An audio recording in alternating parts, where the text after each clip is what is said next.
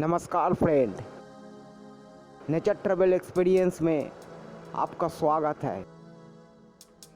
मैं आपका फ्रेंड संजय हूँ। एक बार फिर मैं एक नया वीडियो के साथ वापस आ गया हूँ। अब मैं बेलाम गुफाओं के अंदर से पूरा देखकर वापस जा रहा हूँ।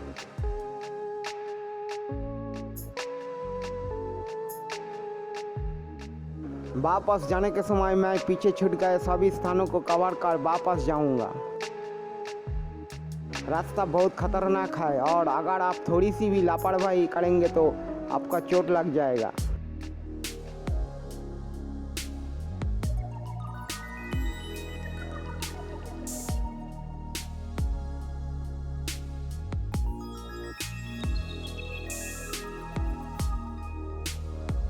इस गुफा का इतिहास मनोरम लोक कथाओं और तथ्यों से भरा हुआ है।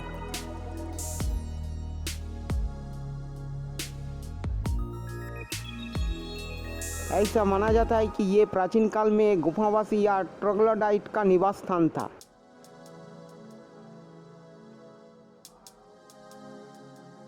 लेकिन 4500 ईसाई पूर्व के जैन और बुद्ध भिक्षुओं के इस स्थल को बौद्ध भिक्षुओं के लिए एक महत्वपूर्ण ध्यान स्थल के रूप में पुष्टि करता है।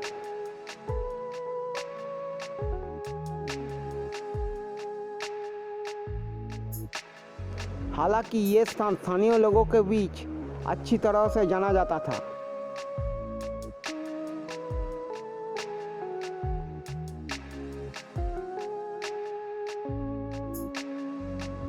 उन्नीस में जर्मन हर्बर्ट डैनियल ग्रावियर द्वारा गुफाओं की खोज के बाद इस जगह को अंतर्राष्ट्रीय पहचान मिली।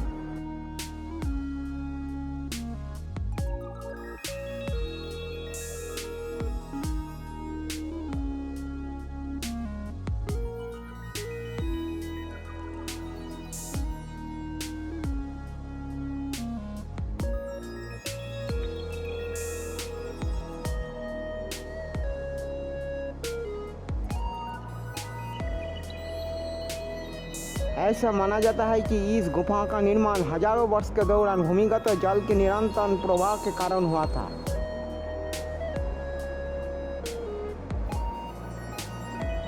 गुफा प्रणाली अपने सबसे गहरे बिंदु पाताल गंगा तक पहुंचती है, जो प्रवेश स्तर से 46 मीटर गहरी है।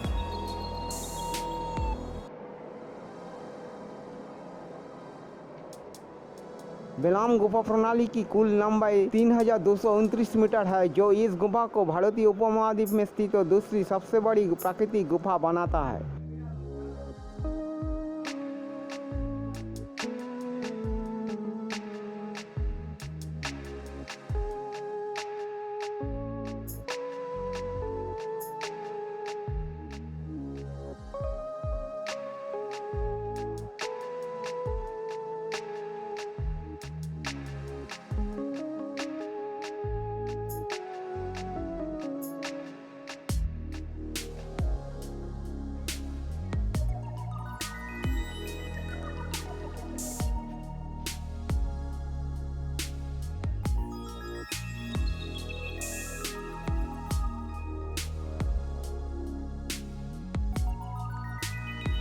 ये असामान्य रूप से संरचित भूल-भुलैया गुफा कोई भूल-भुलैया और एक शानदार प्रवेश कक्षों के साथ काले चुने पत्थर से बना है। मानवीय उपस्थिति से अछूत चट्टानों के अंदर कोई असामान्य सतह फोटोग्राफरों के लिए कच्ची सुंदरता कैद करना मुश्किल बना देता है।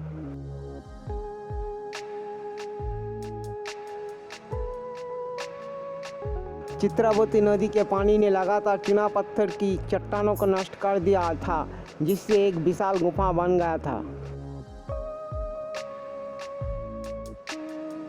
ये पर्यटन को बढ़ावा देने की जिम्मेदारी आंध्र प्रदेश पर्यटन विकास निगम की है।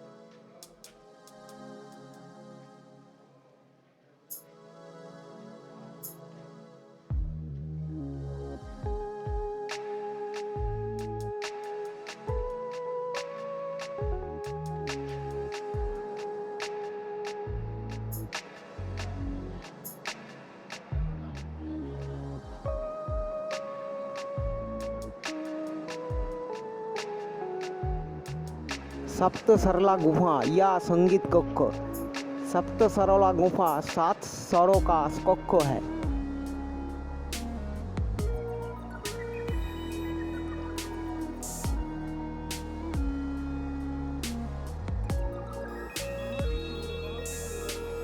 इस कक्षों में प्राकृतिक स्टैलेक्टाइट संरचनाएं ताप संगीतमय ध्वनि उत्पन्न करने में मदद करता है जब उन्हें लकड़ी की कचौड़ी या पेड़ से मारा जाता है।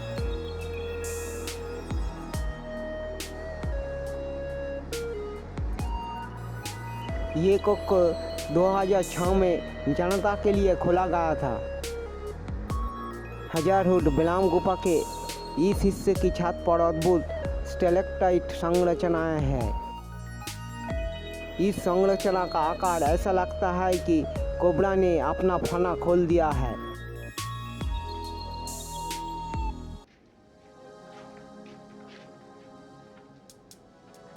छत पर अनेक संरचनाएं हैं जो सुंदर दिखता है।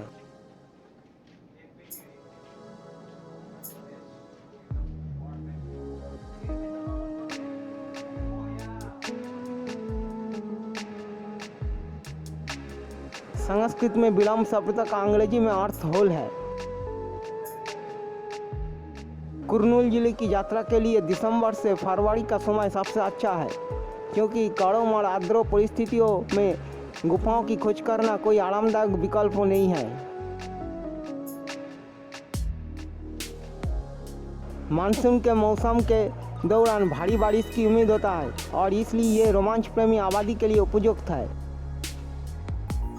हालांकि आंध्र में कुर्नूल में किसी भी अन्य राज्यों के तुलना में अधिक बारिश होता है।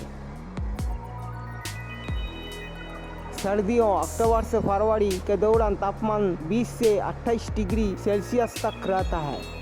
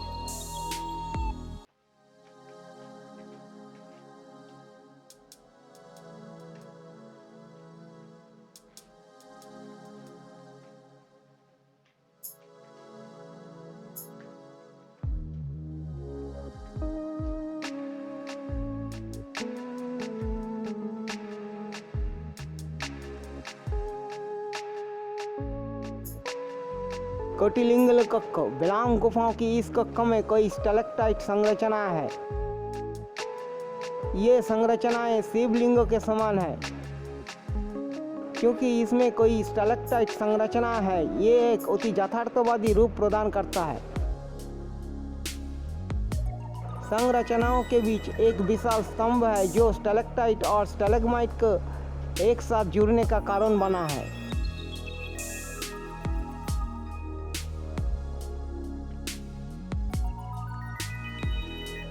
दो 2000 साल पहले आंध्र प्रदेश की बेलाम गुफाओं पर जैन और बौद्ध भिक्षुओं का कब्जा था।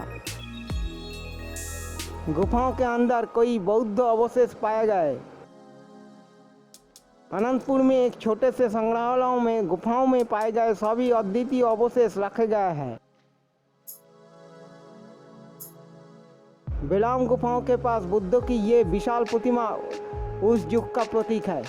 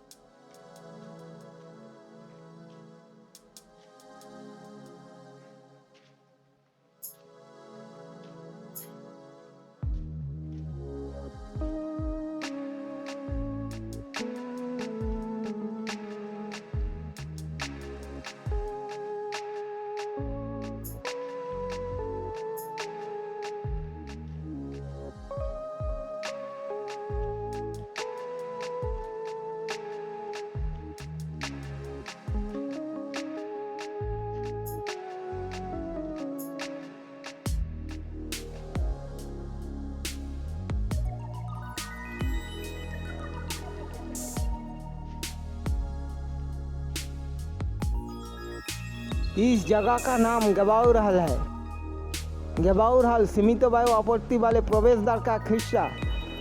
इस गुफा के प्रसिद्ध खोजकर्ता डैनियल गबाउर एक जर्मन स्पेलोलॉजिस्ट के नाम पर रखा गया है।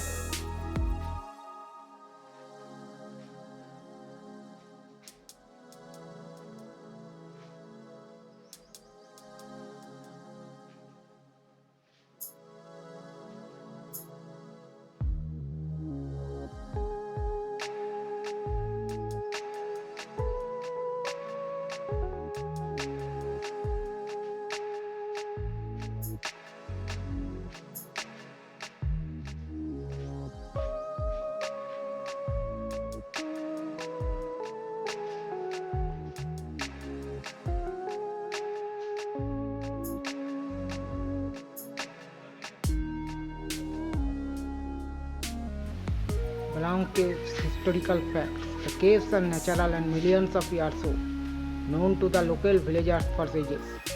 First recorded by Robert Bruce Foote in 1884. Explored and charted by H.D.V. Gevayer, German caver and his team 1982 to 84. Declared as natural heritage by AP Archaeological Department in 1989. Taken over by AP Tourism Development Corporation in 2018. Developed and thrown open to public in 2003 AD.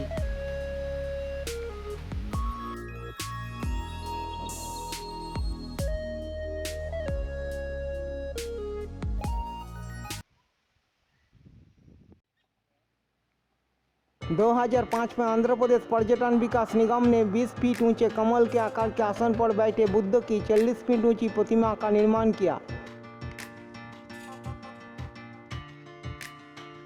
Gautam Buddha को बाएं हाथ में धनु मुद्रा और दाहिने हाथ से अभय मुद्रा में दर्शाया गया है। बुद्ध प्रतिमा कलीमीगुंडला गांव के पास स्थित है और बाईपास सड़क ताड़ीपत्री की ओर जाता है। इससे इस स्थान के चारों ओर शांत वातावरण बढ़ गया है। सेल्फी लेने के लिए ये जगह एक आदर्श जगह है। मेरा आंध्र टूर यहीं समाप्त हुआ। आपको मेरा आंध्र दौरा कैसा लगा, कृपया कमेंट सेक्शन में लिख के बताएं। यहाँ से मैं जम्मालमडुगु रेलवे स्टेशन जाऊँगा, जो लगभग 48 किलोमीटर दूर है। मैं फिर से आपके सामने एक नए जगह का वीडियो लेकर उपस्थित होऊंगा। तब तक के लिए मैं आपसे विदा लेता हूँ।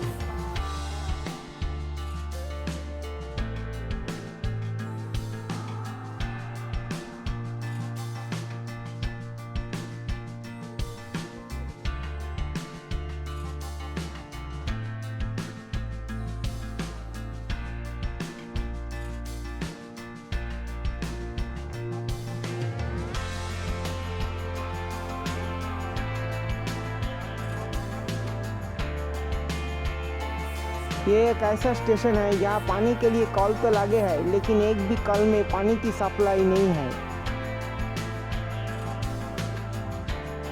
और स्टेशन के पास एक भी चाय की दुकान नहीं है चाय पीने के लिए। अब तक मेरे साथ रहने के लिए आपका बहुत बहुत धन्यवाद।